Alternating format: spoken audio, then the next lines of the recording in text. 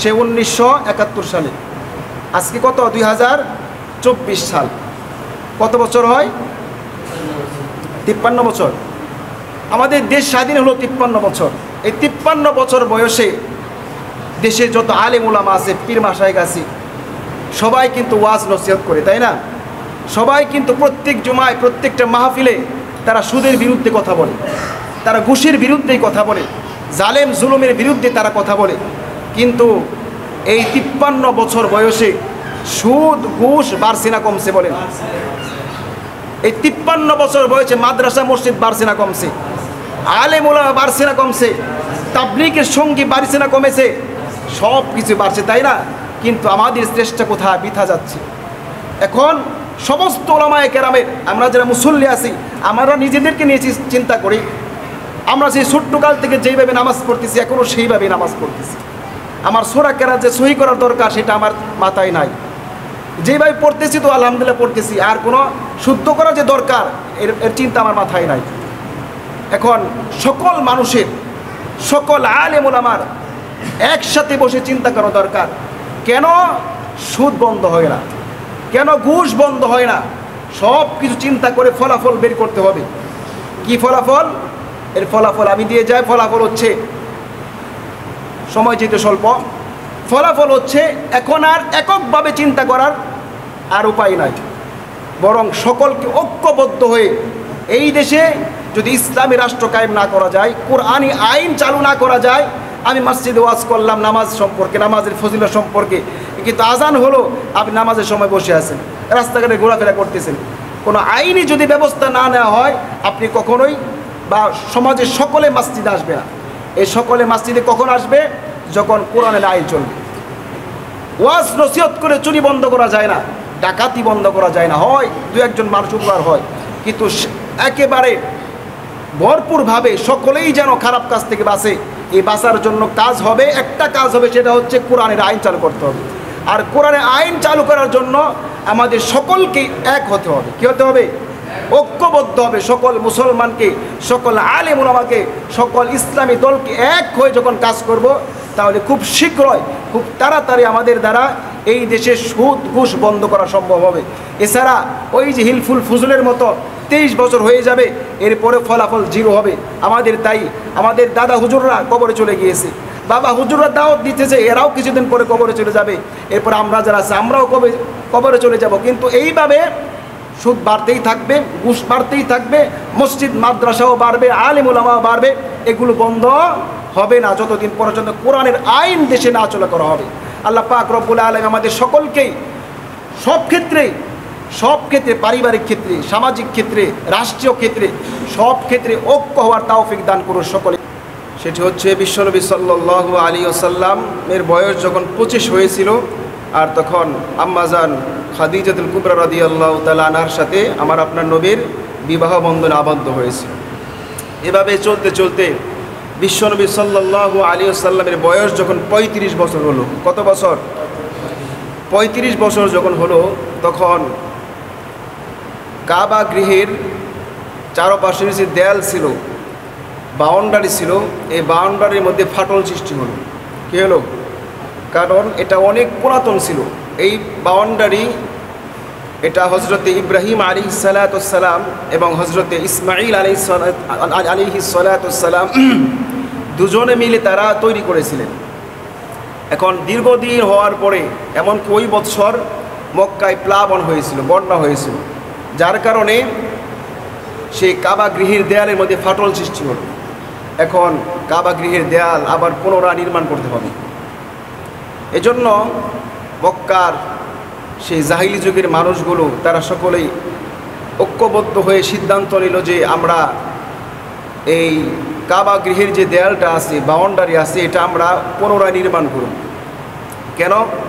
কারণ তখন মক্কার যে কাবা গৃহের বাউন্ডারি ছিল, এটা ছিল 9 হাত উঁচু। কয় হাত? 9 হাত উঁচু ছিল। আর শুধু চতুর্দিক থেকে বাউন্ডারি ছিল, উপরে ছাদ ছিল না।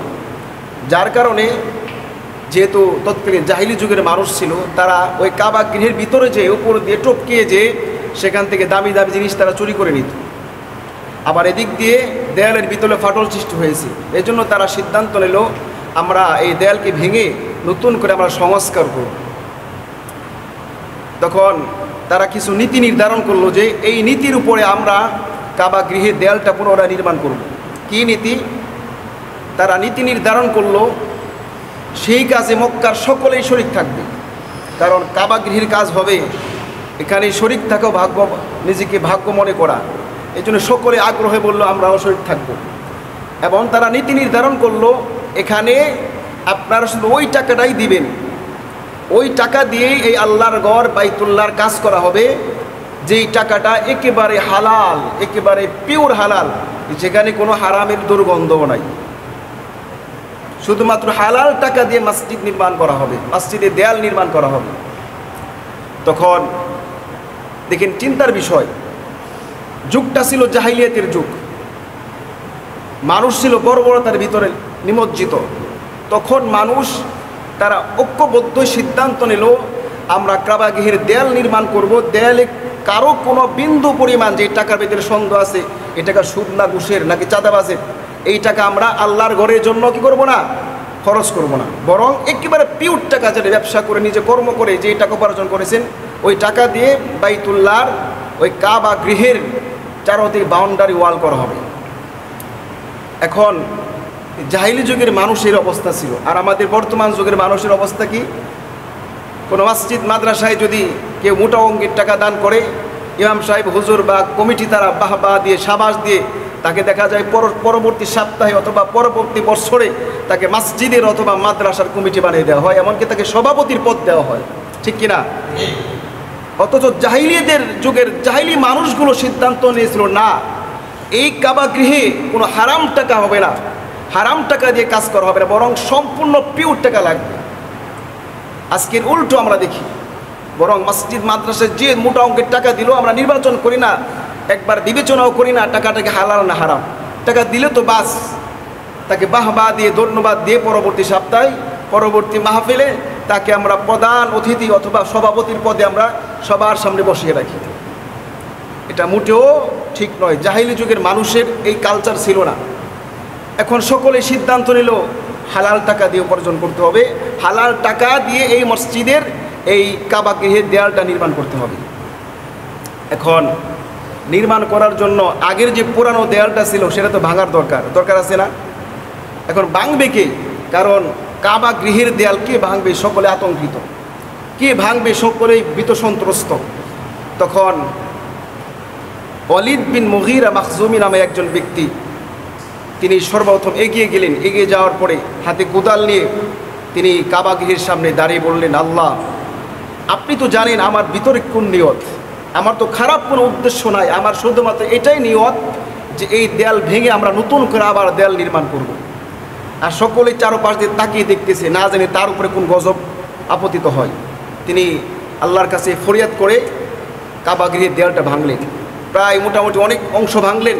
যখন মানুষ দেখলো না এর উপরে কোনো আযাব গজব আসলো না, তখন সকলে আবার শরিক হল। এখন শরিক হতে হতে দেয়ালটা ভাঙলেন।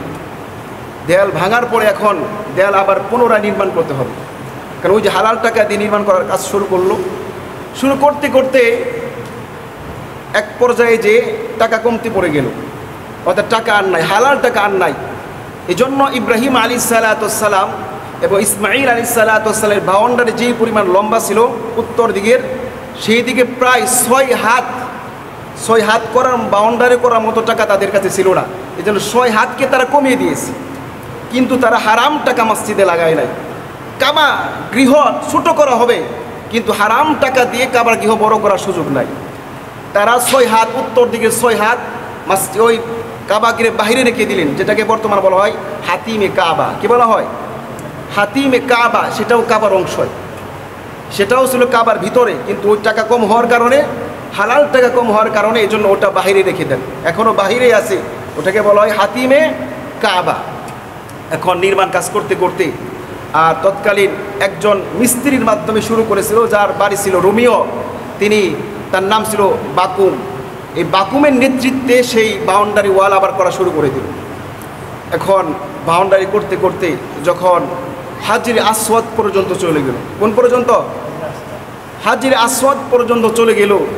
সকলেই একসাথে মিলেমিশে কাজ করতেছিল, কিন্তু হাজরে আসওয়াদ পর্যন্ত যখন কাজটা কমপ্লিট হয়ে গেল, এখন মানুষের ভিতরে মারামারি শুরু হয়ে গেল, মানে মারামারি একটা ভাব তৈরি হয়ে গেল। কেন? সকলেই দাবি করতেছে, সকল গোত্রের নেতাই দাবি করতেছে যে আমার গোত্র আমি এই হাজরে আসওয়াদ এখানে লাগাবো। কারণ সেটা অনেক বরকতপূর্ণ একটা পাথর। যে কেমন বরকতপূর্ণ পাথর, এই পাথরটা কোথা থেকে আসলো আপনাদেরকে শোনাই। কোথা থেকে আসলো? এই পাথরটা দুনিয়ার কোনো পাথর নয়, এই পাথরটা সরাসরি জান্নাতের পাথর। সুবহানাল্লাহ। হযরতে ইব্রাহিম আলাইহিস সালাতু ওয়াস সালাম এবং তার সন্তান ইসমাঈল আলাইহিস সালাতু ওয়াস সালাম দুজনে মিলে যখন কাবা গৃহের কাজ কমপ্লিট করলেন, হাজরে আসওয়াদ পর্যন্ত গেলেন, তখন ইব্রাহিম আলাইহিস সালাতু ওয়াস সালাম সন্তান ইসমাঈলকে ডাক দিয়ে বলে, বাবা তাওয়াফ শুরু হবে, তাওয়াফ তো করবো ঠিক আছে, কিন্তু তাওয়াফটা কোথায় থেকে শুরু হবে? এই জন্য তাওয়াফ যেখান থেকে শুরু হবে এখানে একটা পাথর রেখে দিলে ভালো হয়। বাবা ইসমাঈল যাও তুমি একটা পাথর নিয়ে আসো। ইসমাঈল বলে, বাবা কাজ করতে করতে পেরেশান হয়ে গেছে, একটু পরে আনি। ইব্রাহিম বললেন, না না যাও এখনই পাথর নিয়ে আসো। হযরত ইসমাঈল আলাইহিস সালাতু ওয়াস সালাম পাথর আনার জন্য সামনে গেলেন। এখন যে দেখি একজন লোক, একজন হাতে পাথর নিয়ে দাঁড়িয়ে আছে। বলল, ইসমাঈল এই যে পাথর, এই পাথরটা তুমি তোমার বাবাকে দিবে আর বলবে এই পাথরটা দুনিয়ার কোনো পাথর নয়, এই পাথরটা আল্লাহ পাক রব্বুল আলামিন সরাসরি জান্নাত থেকে আমার মাধ্যমে পাঠিয়ে দিয়েছে। হযরত ইসমাঈল আলাইহিস সালাতু ওয়াস সালাম ইব্রাহিম আলাইহিস সালাতু ওয়াস সালামকে পাথরটা দিলেন। তখন পাথরটা কিন্তু কালো ছিল না। পাথরের নাম কি? হাজরে আসওয়াদ। কি? হাজরে আসওয়াদ পাথরের নাম। হাজর অর্থ পাথর, আর আসওয়াদ মানে কালো, অর্থাৎ কালো পাথর। তখন যে পাথরটা ওই জিবরিল আমিন দিয়েছেন, তখন পাথরটা কালো ছিল না, বরং দুধের চাইতেও সাদা ছিল। সুবহানাল্লাহ। এ ব্যাপারে হাদিস আছে তিরমিজি শরীফের 877 নম্বর হাদিস। হযরত আব্দুল্লাহ ইবনে আব্বাস থেকে বর্ণিত, তিনি বলেন বিশ্বনবী সাল্লাল্লাহু আলাইহি সাল্লাম বলেছেন, নাযালাল হাজারুল আসওয়াদু ওয়া হুয়া আশাদ্দু বায়াদাম মিনাল লাবান। হাজরে আসওয়াদকে আল্লাহ তাআলা জান্নাত থেকে পাঠিয়ে দিয়েছেন, আর তখন এই আসওয়াদ, হাজরে আসওয়াদের রং ছিল দুধের চাইতেও বেশি সাদা। কেন কালো হলো? নবীজি বলেন, ফাসাওয়াদাতহু খাতায়া বানি আদম। বানি আদমের গুনাহগুলো এই পাথর টানতে টানতে দুধের মতো সাদা পাথরটা কালো পাথরে রূপান্তরিত হয়ে গেছে। সুবহানাল্লাহ। কি ছিল? দুধের চাইতেও সাদা পাথর ছিল, এখন কি হয়েছে? কালো। কেন? বনি আদমের গুনাহগুলো টানতে টানতে বনি আদম যখন চুমো দেয় তখন কি হয়? ওই বনি আদমের গুনাহ পাথর টেনে নেয়, এই জন্য গুনাহ কিন্তু কালো। গুনাহ কালো না? আমরা সকলে একটা হাদিস শুনেছি, আমাদের সকলেদের কলব আছে, হৃদয় আছে, যখন আমরা গুনাহ করি সেই কলবের ভিতরে দাগ পড়ে যায়।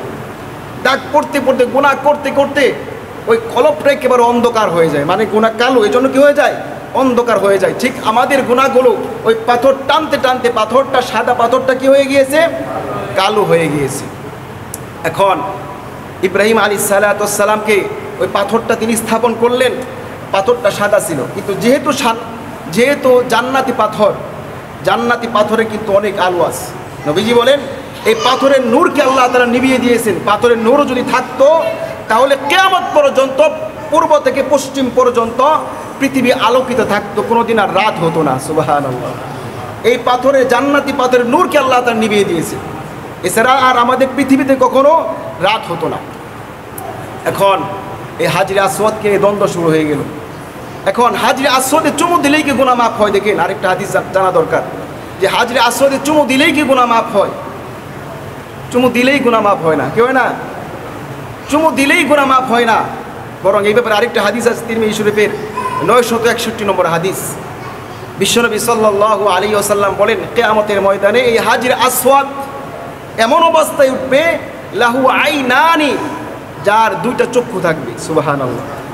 হাজরে আসওয়াদের কিয়ামতের ময়দানে দুইটা চক্ষু থাকবে, ওয়ালিসানুন, একটা জিহ্বা থাকবে। যেই পাথর হাজরে আসওয়াদ কিয়ামতের ময়দানে আল্লাহ তাআলার কাছে সাক্ষ্য দিবে ওই ব্যক্তির জন্য যে ব্যক্তি সত্যের সাথে, হকের সাথে পাথরকে স্পর্শ করেছে। এই হাদিস থেকে আমাদের শিক্ষণীয় হলো, সত্যের সাথে, হকের সাথে, মানে আপনি সেখানে মানুষকে কষ্ট দিয়ে চুম্বন করা আপনার জন্য বৈধ হবে না। সেখানে হজের সময় অনেক ভিড় হয়, হাজী সাহেব মনে করে চুমু দিলেই মনে আমার হজ কবুল হয়ে গেল। বিষয়টা কিন্তু এমন নয় মানুষকে কষ্ট দিয়ে সেখানে চুমু দেওয়া ঠিক নয়। বরং আপনি যদি এক হাদিসের মধ্যে আসছে বিশ্বনবী সাল্লাল্লাহু আলাইহি ওয়াসাল্লাম হজে গেলেন, তখন দেখলেন এত ভিড়, সেখানে নবীজি গেলে মানুষের কষ্ট হবে, এই জন্য নবীজি ওটির উপর থেকে লাঠিটা লম্বা করে লাঠির মধ্যে চুমু দিলেন। এই জন্য হাদিস সাহেব যারা উলামায়ে কেরাম আছেন এরা এরা ওই হাদিসকে লক্ষ্য করে চুমু দেওয়ার জন্য পাগল হয় না, তারা দূরে থেকে হাত বাড়িয়ে দিয়ে তারা চুমু খেয়ে নেয়। সুবহানাল্লাহ। কারণ মানুষকে কষ্ট দিয়ে হজরে আসওয়াদে চুমু খাওয়া বৈধ নয়। সুবহানাল্লাহ। হজরে আসওয়াদে আপনি মানুষকে কষ্ট দিবেন না, কিন্তু যারা সাধারণ মানুষ আছে, আম মানুষ আছে, এরা মনে করে এত টাকা খরচ করে হজে আসলাম, চুমুই যদি না দেয় হজ কিভাবে হবে, তাই না? বিষয়টা এমন নয়, বিষয়টা কিন্তু এমন নয়, বরং মানুষকে কষ্ট দিয়ে সেখানে চুমু দেওয়া বৈধ নয়। এখন চুমু দিলেই কি গুনাহ মাফ হয়? এই হাজরে আসওয়াদ যে হাদিসটা বুখারী শরীফের 1597 নম্বর হাদিসে বর্ণিত হয়েছে, হযরতে ওমর রাদিয়াল্লাহু তাআলা একদিন এই পাথরকে চুমু খেলেন। পাথরকে চুমু খেয়ে পাথরকে লক্ষ্য করে বললেন, ইয়া হাজার,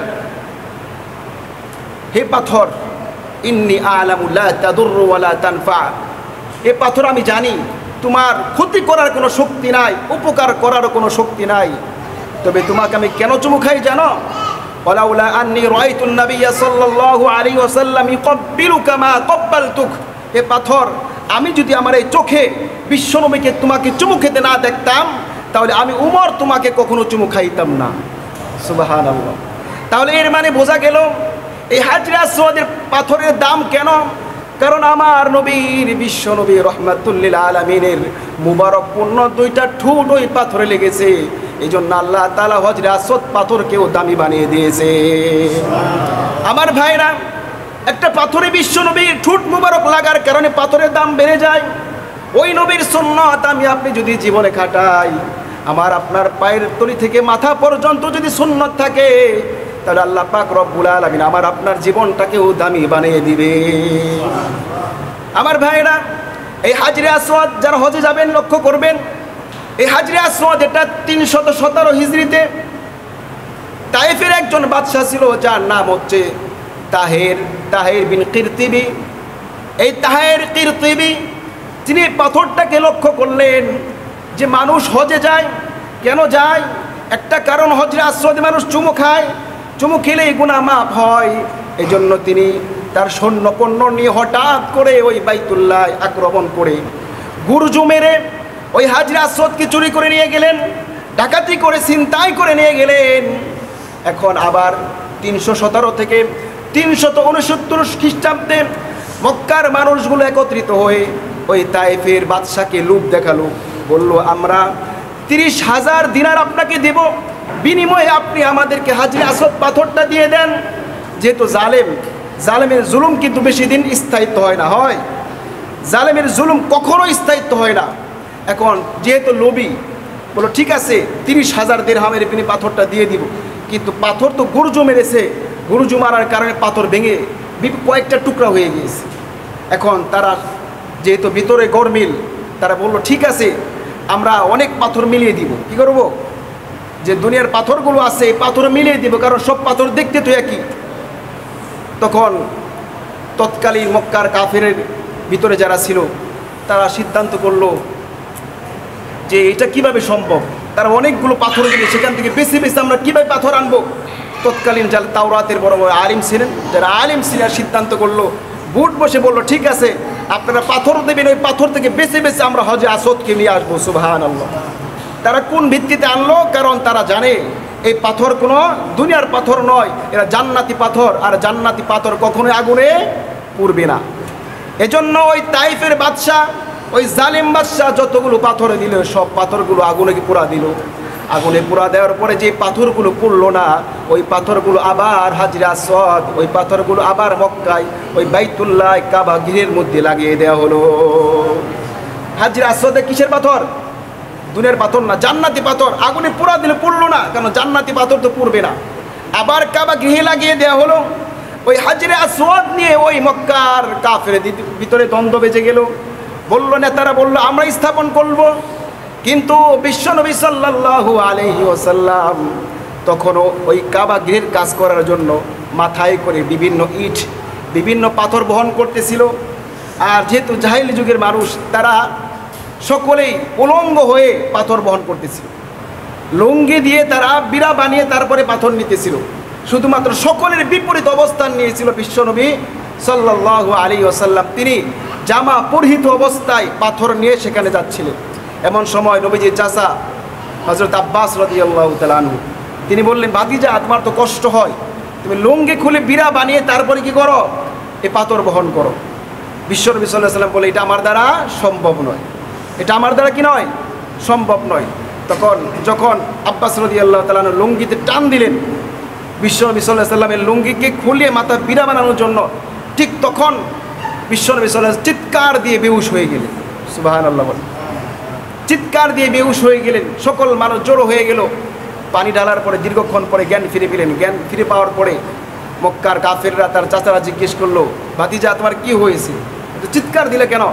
বিশ্বনবী সাল্লাল্লাহু আলাইহি ওয়াসাল্লাম বলেন, চাচা, যখন আমার চাচা আব্বাস আমার লুঙ্গি খোলার জন্য টান দিয়েছিল, ঠিক তখন আমি বিকট আকৃতি বিশাল মানব দানবের মতো একটা চেহারা দেখতে পেলাম, যেটা দেখে আমি ভয়ে ভীত সন্ত্রস্ত হয়ে গিয়েছি।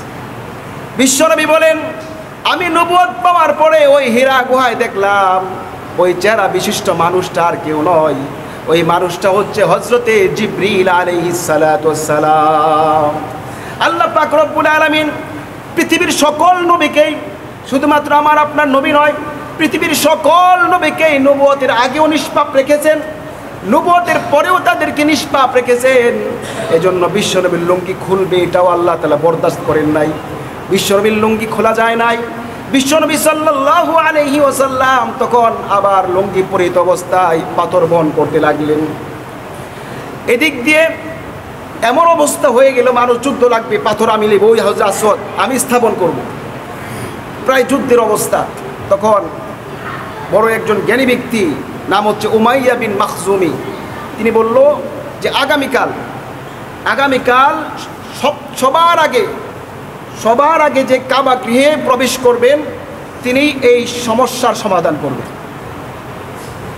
তিনি কি রায় দিলেন? বললেন, আগামীকাল সকালে সবার আগে কাবা গৃহে যে প্রবেশ করবে তিনি এই সমস্যার সমাধান দিবেন, যে কে এই হাজরে আসওয়াদ ওখানে উঠাবেন।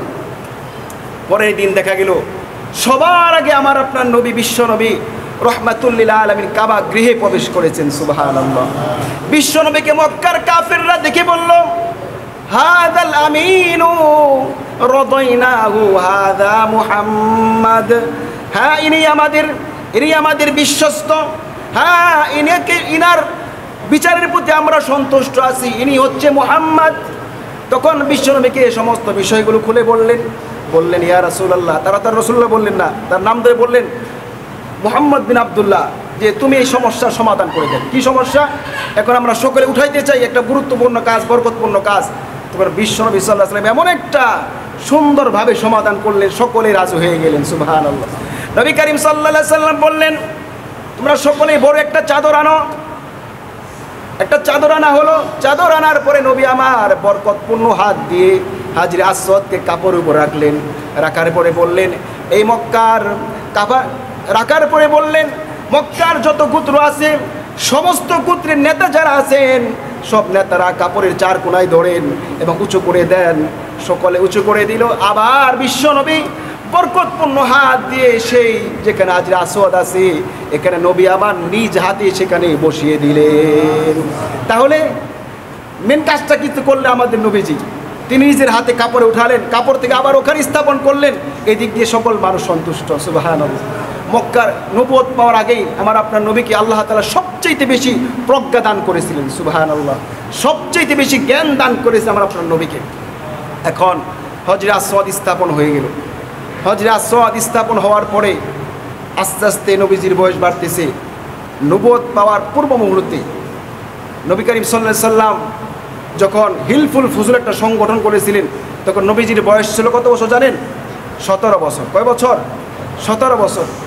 আর এদিক দিয়ে প্রায় 40 বছর কাছাকাছি। এমন সময় বিশ্বনবী সাল্লাল্লাহু আলাইহি সাল্লাম চিন্তা করলেন, তিনি ভাবতে লাগলেন, হিলফুল ফুজুল সংগঠন করার কারণ ছিল মক্কার ভিতর থেকে যাতে করে সমস্ত খারাপি কাজ, সুদ ঘুষ, সমস্ত এক কথায় সমস্ত অপরাধ যেন বন্ধ হয়ে যায়।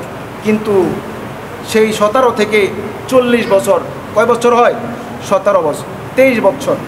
23 বছর পরে তিনি চিন্তা করতে লাগলেন যে এই হিলফুল ফুজুল সংগঠন করা হলো যাতে করে মানুষ খারাপ কাজ থেকে বাঁচতে পারে, কিন্তু কেউ খারাপ কাজ থেকে বাঁচতেছে না, আর দিন যায় আর বর্বরতা বাড়তেছে। তিনি চিন্তা করতে করতে সেই গাড়ে হীরা গিয়েও চিন্তা করলেন, জাবালে নূরে যেও চিন্তা করতে লাগলেন। এক পর্যায়ে তিনি চিন্তা করে বুঝতে পারলেন যে আমি এতদিন যে চেষ্টা করেছি, আমার চেষ্টা ছিল একেবারে জিরো, চেষ্টার ফলাফল কি? জিরো। দেখেন, এর সাথে যদি আমরা আমাদের দেশের সাথে মিলাই, আমাদের দেশ স্বাধীন হয়েছে সে 1971 সালে, আজকে কত? 2024 সাল। কত বছর হয়? 53 বছর। আমাদের দেশ স্বাধীন হলো 53 বছর। এই 53 বছর বয়সে দেশে যত আলেম উলামা আছে, পীর মাশায়েখ আছে, সবাই কিন্তু ওয়াজ নসিহত করে, তাই না? সবাই কিন্তু প্রত্যেক জুমায়, প্রত্যেকটা মাহফিলে তারা সুদের বিরুদ্ধে কথা বলে, তারা ঘুষের বিরুদ্ধেই কথা বলে, জালেম জুলুমের বিরুদ্ধে তারা কথা বলে। কিন্তু এই 53 বছর বয়সে সুদ ঘুষ বাড়ছে না কমছে? বলেন। এই 53 বছর বয়সে মাদ্রাসা মসজিদ বাড়ছে না কমছে? আলেম ওলামা বাড়ছে না কমছে? তাবলীগের সঙ্গী বাড়ছে না কমেছে? সব কিছু বাড়ছে, তাই না? কিন্তু আমাদের চেষ্টা কোথায়? বৃথা যাচ্ছে। এখন সমস্ত ওলামায়ে কেরামের, আমরা যারা মুসল্লি আছি, আমরা নিজেদেরকে নিয়ে চিন্তা করি। আমরা সেই ছোট্টকাল থেকে যেইভাবে নামাজ পড়তেছি, এখনও সেইভাবেই নামাজ পড়তেছি। আমার সূরা কেরাত যে সহি করার দরকার সেটা আমার মাথায় নাই, যেভাবে পড়তেছি তো আলহামদুলিল্লাহ পড়তেছি, আর কোনো শুদ্ধ করা যে দরকার এর চিন্তা আমার মাথায় নাই। এখন সকল মানুষের, সকল আলেম ওলামার একসাথে বসে চিন্তা করা দরকার, কেন সুদ বন্ধ হয় না, কেন ঘুষ বন্ধ হয় না। সব কিছু চিন্তা করে ফলাফল বের করতে হবে। কি ফলাফল? এর ফলাফল আমি দিয়ে যাই। ফলাফল হচ্ছে, সময় যেহেতু স্বল্প, ফলাফল হচ্ছে এখন আর এককভাবে চিন্তা করার আর উপায় নাই, বরং সকলকে ঐক্যবদ্ধ হয়ে এই দেশে যদি ইসলামী রাষ্ট্র কায়েম না করা যায়, কোরআনী আইন চালু না করা যায়। আমি মসজিদে ওয়াজ করলাম নামাজ সম্পর্কে, নামাজের ফজিলত সম্পর্কে, কিন্তু আজান হলো আপনি নামাজের সময় বসে আছেন, রাস্তাঘাটে ঘোরাফেরা করতেছেন। কোনো আইনি যদি ব্যবস্থা না নেওয়া হয়, আপনি কখনোই বা সমাজের সকলে মসজিদে আসবে না। এই সকলে মসজিদে কখন আসবে? যখন কোরআনের আইন চলবে। ওয়াজ নসিহত করে চুরি বন্ধ করা যায় না, ডাকাতি বন্ধ করা যায় না, হয় দু একজন মানুষ উপকার হয়, কিন্তু একেবারে ভরপুরভাবে সকলেই যেন খারাপ কাজ থেকে বাঁচে। এই বাঁচার জন্য কাজ হবে, একটা কাজ হবে, সেটা হচ্ছে কোরআনের আইন চালু করতে হবে। আর কোরআনের আইন চালু করার জন্য আমাদের সকলকে এক হতে হবে। কী হতে হবে? ঐক্যবদ্ধ হবে। সকল মুসলমানকে, সকল আলেম ওলামাকে, সকল ইসলামী দলকে এক হয়ে যখন কাজ করব, তাহলে খুব শীঘ্রই, খুব তাড়াতাড়ি আমাদের দ্বারা এই দেশে সুদ ঘুষ বন্ধ করা সম্ভব হবে। এছাড়া ওই যে হিলফুল ফুজুলের মতো 23 বছর হয়ে যাবে, এরপরে ফলাফল জিরো হবে। তাই আমাদের দাদা হুজুররা কবরে চলে গিয়েছে, বাবা হুজুররা দাওয়াত দিতেছে, এরাও কিছুদিন পরে কবরে চলে যাবে। এরপর আমরা যারা আছে আমরাও কবরে চলে যাব। কিন্তু এইভাবে সুদ বাড়তেই থাকবে, ঘুষ বাড়তেই থাকবে, মসজিদ মাদ্রাসাও বাড়বে, আলেম ওলামাও বাড়বে। এগুলো বন্ধ হবে না যতদিন পর্যন্ত কোরআনের আইন দেশে না চলা করা হবে। আল্লাহ পাক রব্বুল আলামিন আমাদের সকলকেই সব ক্ষেত্রে, পারিবারিক ক্ষেত্রে, সামাজিক ক্ষেত্রে, রাষ্ট্রীয় ক্ষেত্রে, সব ক্ষেত্রে ঐক্য হওয়ার তৌফিক দান করুন সকলেই বলে আমিন। যারা সুন্নত পড়েন না, 4 রাকাত সুন্নত পড়ে নেন।